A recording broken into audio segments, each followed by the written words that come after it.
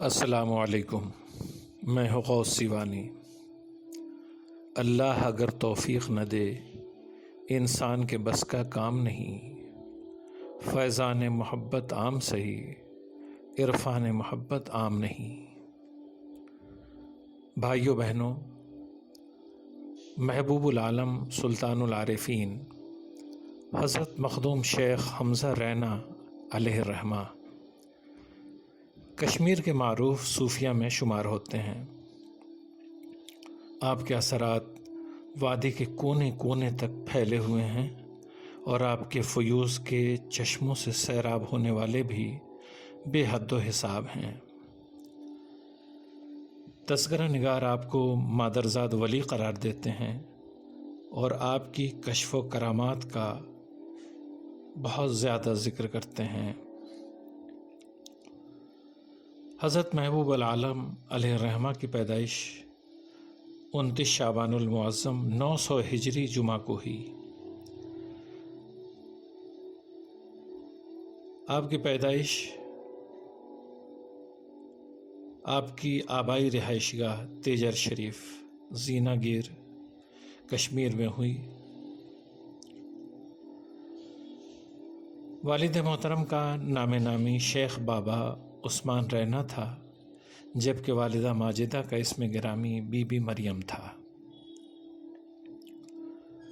والدین بے حد دیندار، متقی اور پرہیزگار تھے۔ ایک بڑے بھائی بھی تھے جو شیخ بابا محمد علی رینا کے نام سے جانے جاتے تھے۔ آپ کا نام بے حد احترام سے لیا جاتا ہے۔ محبوب العالم شروع سے ہی منفرد شان و شوکت والے بزرگ تھے۔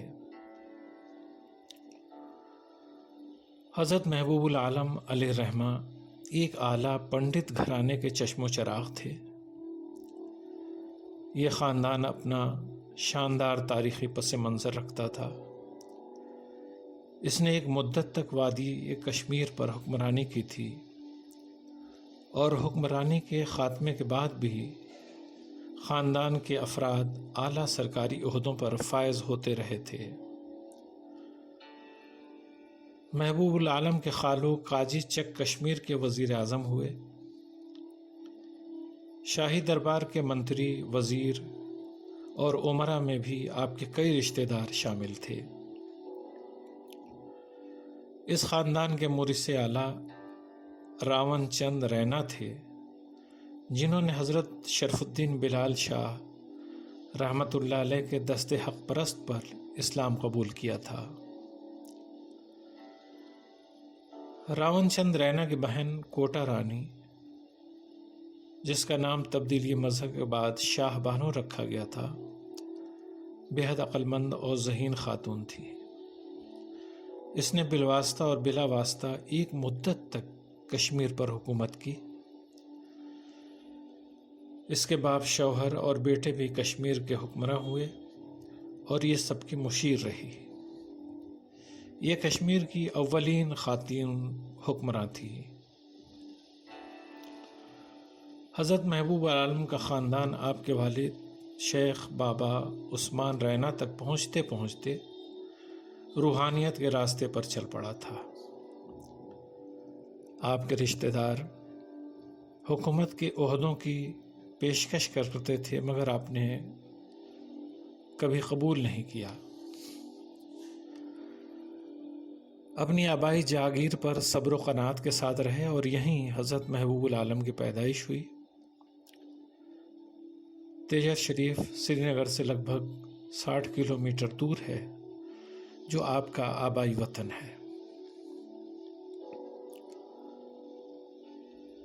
لڑکوں کی پیدائش پر عقیقہ میں عموماً 2 بھیڑ یا بکروں کو ذبح کیا جاتا ہے، مگر محبوب العالم کی پیدائش پر آپ کے والد شیخ حمزہ رینا، آپ کے والد شیخ عثمان رینا 3 بھیڑوں کو ذبح کرنا چاہتے تھے۔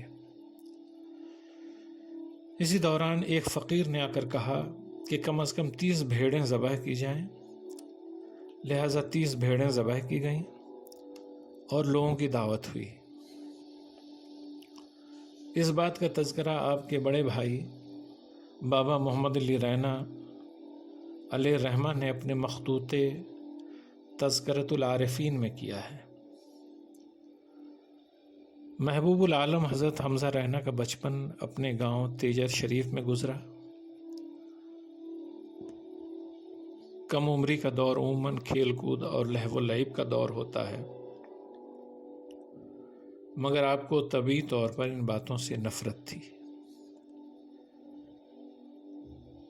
چھوٹی عمر میں ہی صاف ستھری زبان میں گفتگو کرنے لگے تھے اور چست و چالاک تھے۔ جب تھوڑی عمر بڑھی تو تیر اندازی، غلیل بازی اور گھوڑ سواری میں مہارت حاصل کر لی۔ 5 سال کی عمر میں آپ کو گاؤں ہی کے ایک مکتب میں پڑھائی کے لیے بٹھایا گیا۔ یہاں مولانا محمد شریف کی نگرانی میں ابتدائی تعلیم حاصل کی۔ یہاں قرآن مجید، کریمہ، گلستاں بوستاں، نام حق، پندنامہ، بدائے منظوم اور قدوری وغیرہ پڑھی۔ آگے کی تعلیم کے لیے شہر سری نگر تشریف لائے۔ یہاں تب شیخ بابا اسماعیل کبروی علیہ الرحمہ کی روحانیت کا شہرہ تھا۔ یہ بہت متقی، پرہیزگار اور روشن ضمیر انسان تھے۔ ان کے خاندان میں ایمان اور تصوف کی دولت حضرت میر سید علی ہمدانی علیہ الرحمہ سے پہنچی تھی۔ محبوب العالم بھی اسی آستانے پر فیوز حاصل کرنے آئے۔ شیخ بابا اسماعیل زاہد کبروی نے خوش دلی سے آپ کو اپنے دامن عاطفت میں لیا اور بہتر مستقبل کی پیشن گوئی فرماتے ہوئے کہا: این فرزند سعادت مند مقتدائے روزگار گردد، یعنی یہ بچہ زمانے کا رہنما بنے گا۔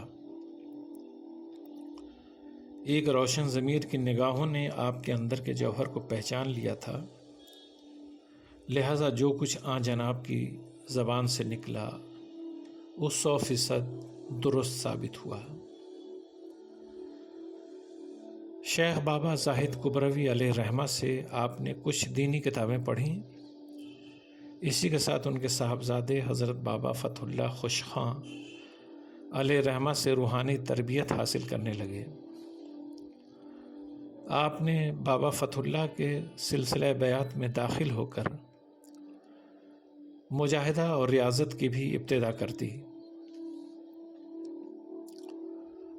بابا فتح اللہ خوش خاں علیہ الرحمہ آپ کے استاد، مربی اور مرشد تھے۔ انہوں نے آپ کے اندر کے جوہر کو دیکھتے ہوئے آپ کی علمی اور روحانی تربیت شروع کر دی۔ اسی دوران ان کے مشورے سے آپ اس دور کے علمی اور روحانی مرکز خانقاہ شمسی چک میں داخل ہوئے۔ یہاں اپنے وقت کے بڑے بڑے اساتذہ اور ماہرین فن درس و تدریس کی خدمات انجام دیا کرتے تھے۔ بابا فتح اللہ کے ساتھ ساتھ اخوند ملا درویش اور اخوند ملا لطیف اللہ یہاں کے مشہور زمانہ علماء تھے۔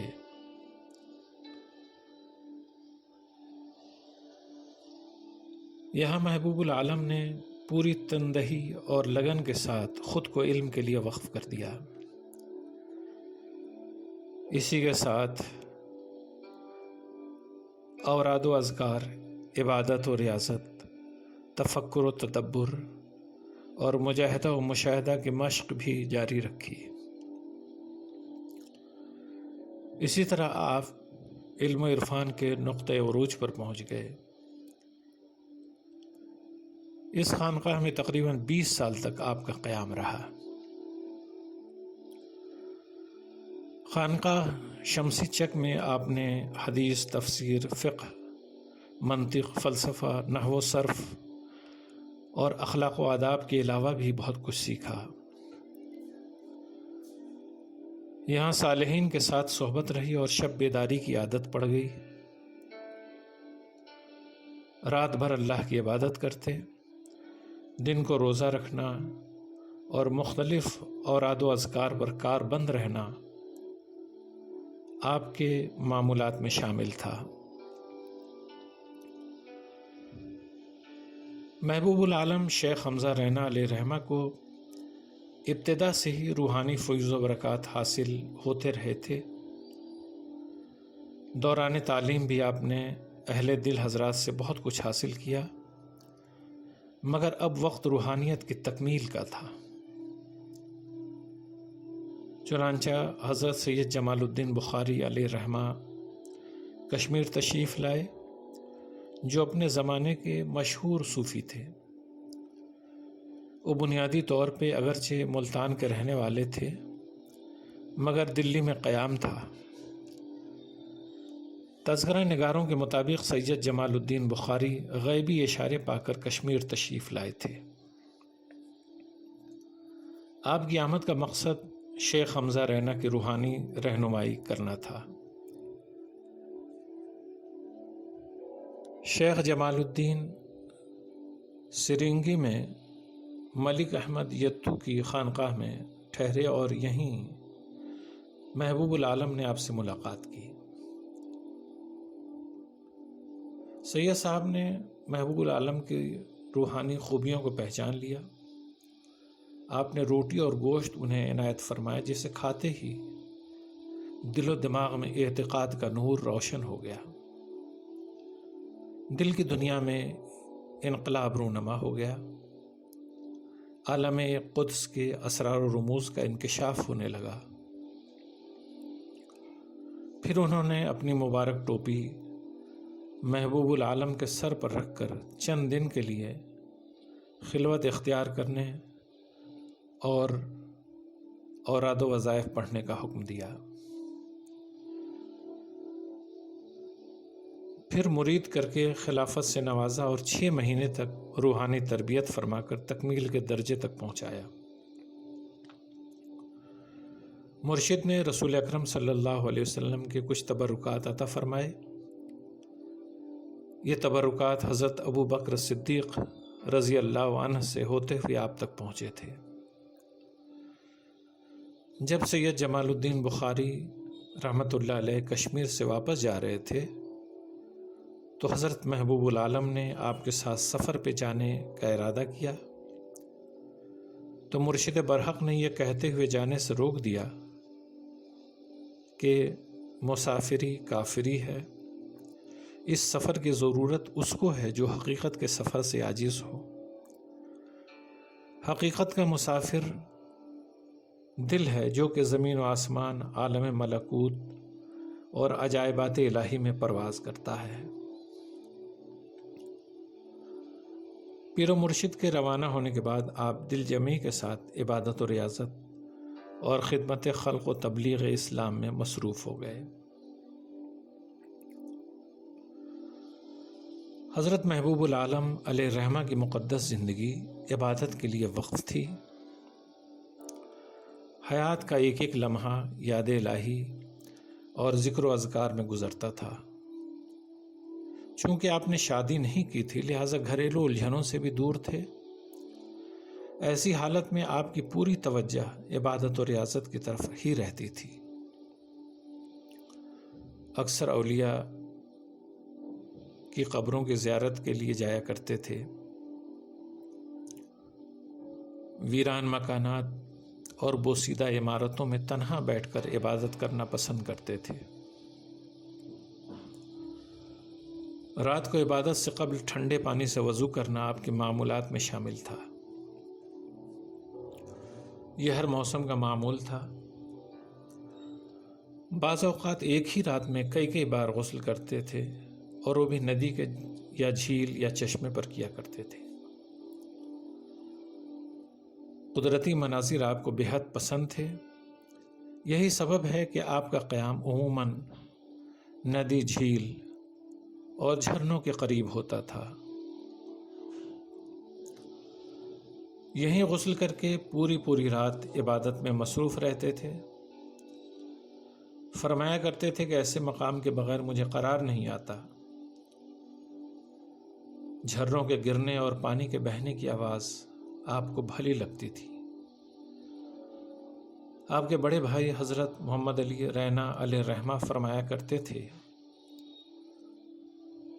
ذکر و اذکار کے سلسلے میں آپ کو ہمیشہ سرد پانی سے نہانے کی ضرورت رہتی تھی۔ اگر آپ ایسا نہیں کرتے تو مبارک ہڈیاں ذکر و اذکار کی گرمی سے جل پڑتیں۔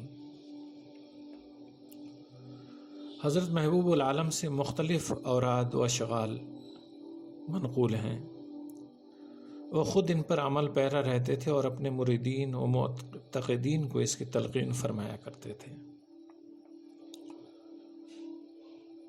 تصوف پوری طرح عشق کی بنیادوں پر قائم ہے، یہی سبب ہے کہ راہ سلوک پر چلنے والوں کے دل سوز عشق سے لبریز ہوتے ہیں۔ حضرت محبوب العالم کے ہاں بھی سوز و گداز کی کیفیت پائی جاتی ہے۔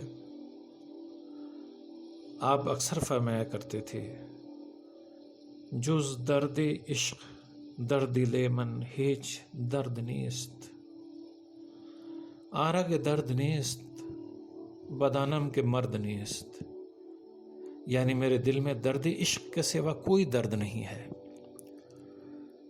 اور جس کے دل میں یہ درد نہ ہو میں سمجھتا ہوں کہ وہ آدمی ہی نہیں ہے۔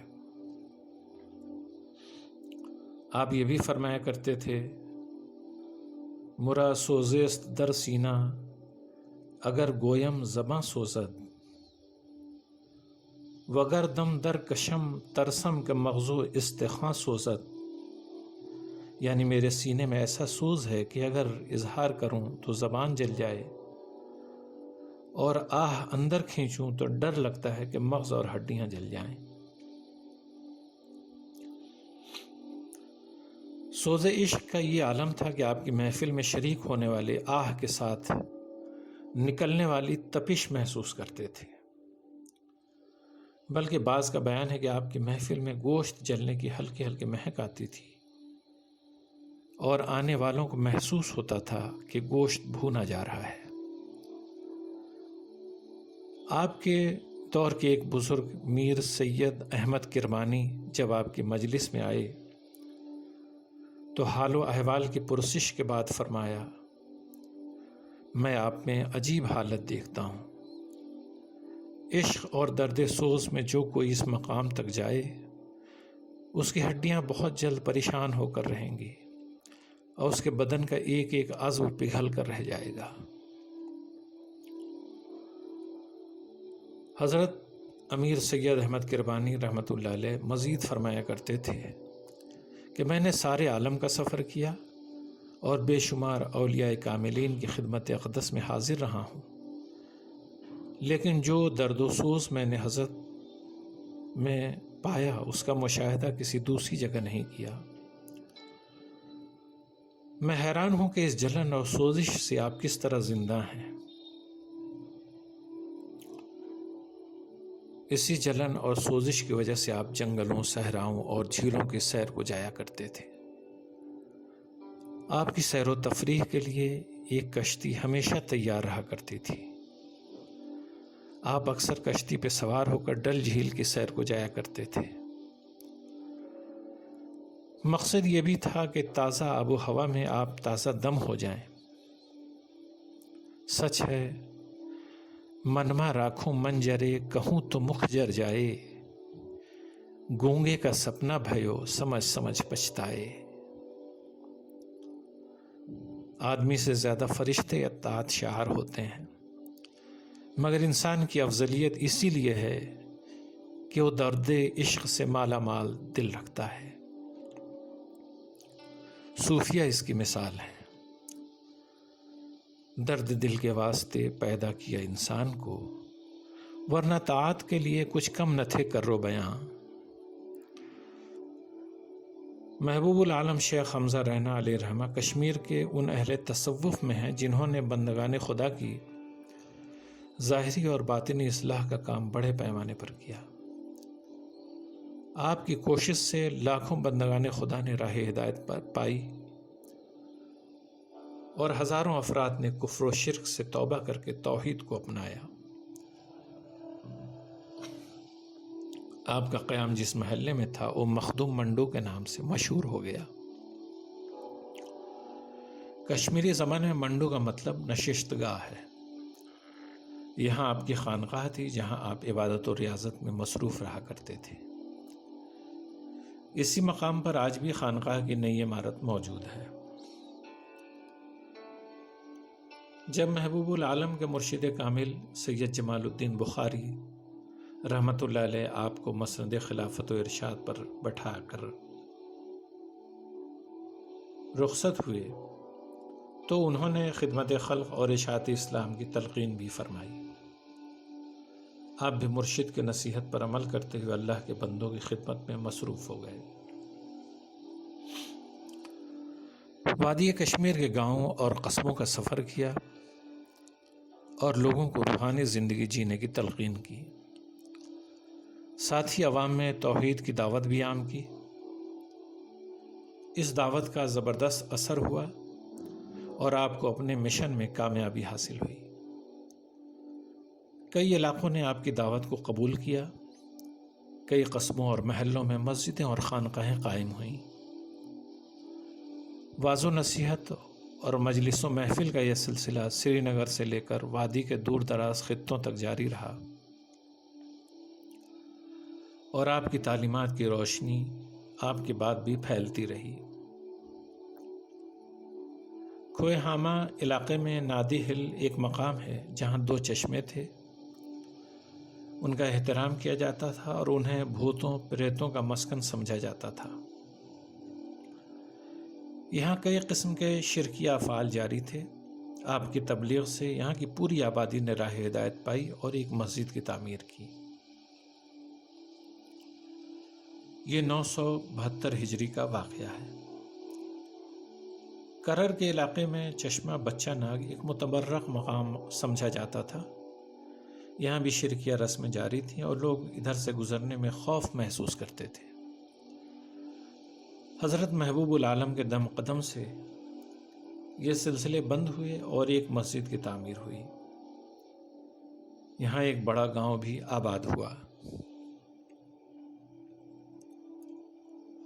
انہد گام میں محبوب العالم کی کوشش سے ایک مسجد تعمیر ہوئی اور اس کی تعمیر میں اہل خیر حضرات نے حصہ لیا۔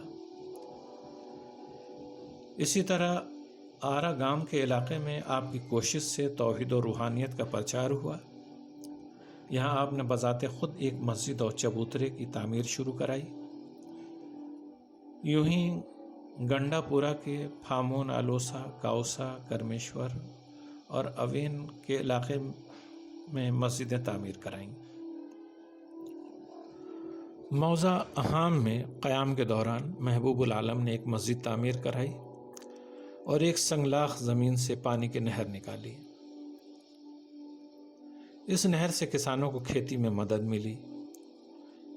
یہاں آپ عبادت و ریاضت کیا کرتے تھے، لہذا عقیدت مند آج بھی آپ کی نسبت سے اس مقام کو متبرک سمجھتے ہیں۔ یہ مقام پیرا بل کے نام سے مشہور ہے۔ الغرض آپ جس علاقے سے بھی گزرے وہاں بے شمار بندگان خدا نے راہ ہدایت پائی اور انگنت لوگوں نے روحانیت کی زندگی کو اپنایا۔ نیز نہ جانے کتنے لوگ ایسے تھے جن کی اصلاح حضرت محبوب العالم نے فرمائی۔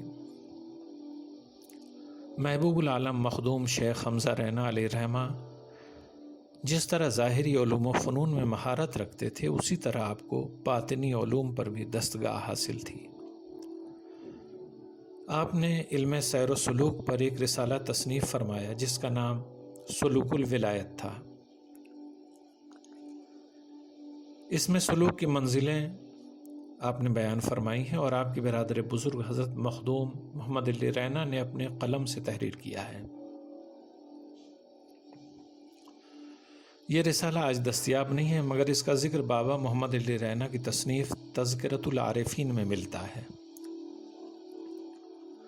ان کے مطابق اس رسالے میں کلمہ لا الہ الا اللہ سے ابتدائی اذکار کا طریقہ بیان کیا گیا ہے، پھر طریقہ محاسبہ، طریقہ مراقبہ، طریقہ مفاکرہ اور طریقہ مشاہدہ کا ذکر ہے۔ اس کے بعد طریقہ معائنہ، طریقہ استغراق، طریقہ افاقہ، طریقۂ ولایت، طریقۂ استقامت، طریقۂ ملامت، طریقۂ کرامت اور طریقۂ سلامت کا ذکر ہے۔ اس کے علاوہ محبوب العالم کی کسی تصنیف کا ذکر نہیں ملتا۔ موت ہر نفس کا مقدر ہے، مگر معرفت اور عشق کے لیے کبھی موت نہیں۔ حضرت محبوب العالم علیہ الرحمہ جسم بشری رکھتے تھے جو موت سے ہمکنار ہوا، مگر عشق و عرفان سے معمور دل کو کبھی موت نہیں آتی۔ جان پر کھیلتے ہیں اہل وفا، عاشقی دل لگی نہیں ہوتی۔ تقریباً 84 سال تک آپ نے اس سرزمین کو اپنے وجود سے شرف بخشا اور پھر اپنے مالک حقیقی سے وصال فرمایا۔ تاریخ وصال 25 صفر 984 ہجری ہے، مگر 24 صفر کو آپ کا عرس منایا جاتا ہے۔ مخدوم منڈو میں رحلت ہوئی اور کوہ ماران کے دامن میں جہاں گوشہ نشیں ہو کر عبادت کرنا پسند فرماتے تھے، آخری آرام گاہ بنی۔ جنازے میں بادشاہ وقت علی شاہ چک اور علماء، اولیاء، صوفیہ، سادات کے علاوہ کثیر تعداد میں عوام و خواص موجود تھے۔ کون کہتا ہے کہ موت آئی تو مر جاؤں گا، میں تو دریا ہوں سمندر میں اتر جاؤں گا۔ بزرگان دین اور تصوف کے بارے میں جانکاری کے لیے آپ ہمارے YouTube چینل کو سبسکرائب کریں۔